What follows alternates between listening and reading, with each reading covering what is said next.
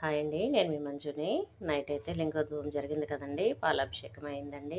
ఇంకా ఇంటికొచ్చినాక మార్నింగ్ స్నానం అది చేసి, స్వామివారికి నైవేద్యం అయితే పరమాన్నం చేసి పెట్టినానండి. గ్లాస్ బియ్యానికి 3 గ్లాసులు వాటర్ ఏసుకొని కుక్కర్‌కేసుకోవాలండి. కొద్దిగా శనగపప్పు కూడా నేను అందులోనే వేసినానండి. లక్ష్మీ అమ్మవారికి ఇష్టమని. అయితే మనం కుక్కర్‌కేసుకుంటే బియ్యం పాయసం మెత్తగా బాగా వస్తదనమాట. డైరెక్ట్‌గా ఉడికించుకునే కంటే. దీన్నైతే 3 గాని, 4 గాని విజిల్స్ వచ్చిన వరకు ఉంచుకోవాలండి. అలాగే వాటర్ కూడా ఒక గ్లాస్ ఎక్కువే ఏసుకోవాలనమాట. దానికి కావాల్సినవి అలాగే బెల్లము, కొంచెం అదే యాలకులు, ఇంకా జీడిపప్పు అయితే తీసుకున్నానండి.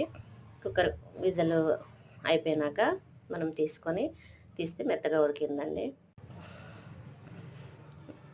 చూడండి దీంట్లో మనము బెల్లము వేసుకొని నేనైతే ఒక పావు లీటర్ పాలు వరకు పోసుకున్నానండి. మళ్ళీ నీళ్ళైతే పోయొద్దండి. పాలు వేసుకుంటేనే టేస్ట్గా వస్తుంది. పాలు వేసుకొని బెల్లం దానంతటదే కరుగుతుంది అనమాట. వేడి మళ్ళీ సెగ కొంచెం పెట్టుకుంటే. అలాగే జీడిపప్పు నెయ్యిలో వేయించుకోవాలండి పక్కకి. వేసుకొని అవి వేగినాక దీంట్లో వేసేయాలన్నమాట. అప్పుడే యాలకులు కూడా వేసుకోవాలి. మనం కావాలనుకున్న వాళ్ళు ఇంకొంచెం నెయ్యి కూడా వేసుకోవచ్చు అనమాట. నేనైతే ఇంకా కొద్దిగా సరిపోతుంది మళ్ళీ నెయ్యి అయితే వేసినానండి. ఆవు నెయ్యేనండి.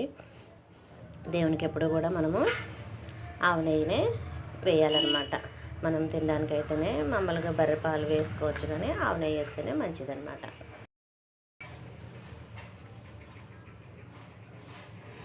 చూడండి ఇదే స్వామివారికి నైవేద్యం అయితే ఈరోజు మేము ఇట్లానే చేసుకుంటామండి.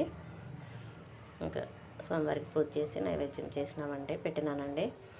వీడియో కనుక మీకు నచ్చినట్టయితే లైక్ చేయండి, షేర్ చేయండి, సబ్స్క్రైబ్ చేసుకోండి ఫ్రెండ్స్. సపోర్ట్ చేయండి.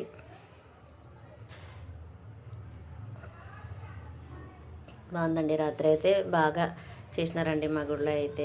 108 టెంకాయలతో, పచ్చి టెంకాయలతో అభిషేకం చేసినారు, పాలతో అభిషేకం చేసినారు. అట్లనే డ్యాన్స్ కూడా అదే భరతనాట్యం